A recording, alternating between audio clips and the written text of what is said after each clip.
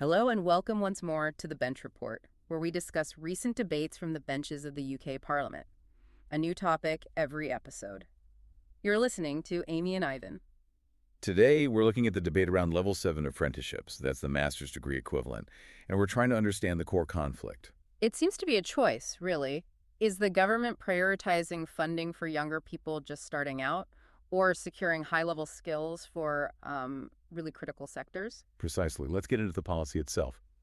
In June, the government confirmed a major change is coming. They're stopping public funding for these Level 7 apprenticeships. But not for everyone. It's for most people aged 22 and over, and that kicks in from January 2026. There are a few exceptions for care leavers, for instance, but for most people, that door is closing. And that age limit is, well, it's the critical point, especially for a profession like architecture. Because the training path is so long. It's 7 to 10 years. So anyone starting that journey is going to be well past 22 before they even get to the Level 7 master's portion of it. I mean, it was stated in Parliament that it's virtually impossible to complete it before you turn 25. So this policy doesn't just make it harder. It essentially eliminates the entire apprenticeship route for the architecture profession. Which feels very counterintuitive, especially since this particular route was, by all accounts, a success. A huge success. It was bringing near gender parity to the field and opening doors for people from disadvantaged backgrounds. And this is all happening at a time when we hear so much about skills shortages. Completely.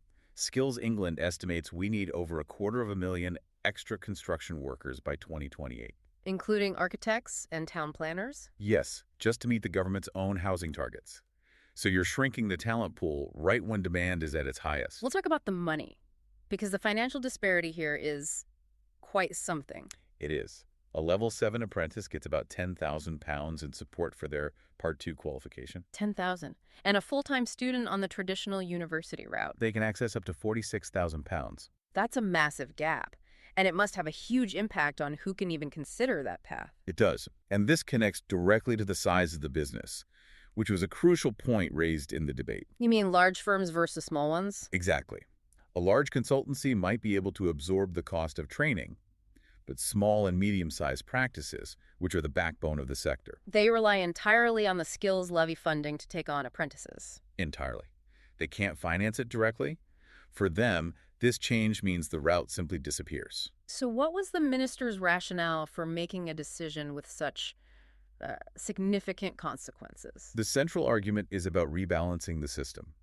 The focus, they say, needs to be on younger people. They cited a fall in youth apprenticeship starts. A 40% fall under the previous administration, yes. So the argument is that funding must be prioritized for those at the very start of their careers. And what about the supply of high-level skills? Was that addressed? It was.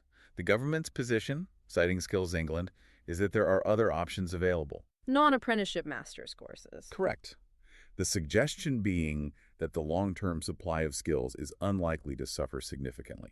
And on the diversity point, because that seems like a big loss. The minister countered that overall, Level 7 apprentices are statistically less likely to be from deprived backgrounds compared to those at lower levels. So the focus is shifting down to new foundation apprenticeships in construction and engineering with incentives for employers. That's the plan.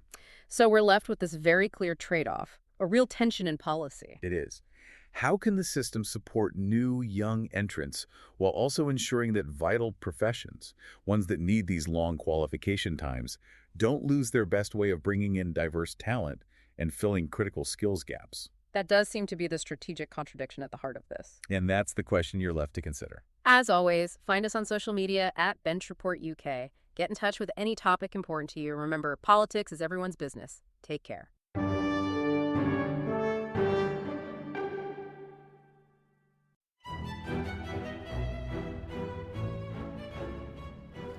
Hello there, this is Tom, the producer of The Bench Report.